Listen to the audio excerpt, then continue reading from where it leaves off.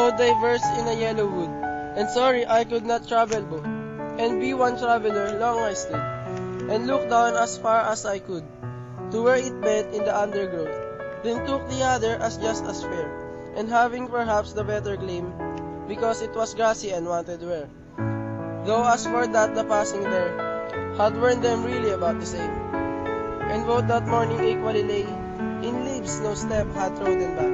Oh, I marked the first for another day, yet, knowing how way leads on to way, I doubted if I should ever come back.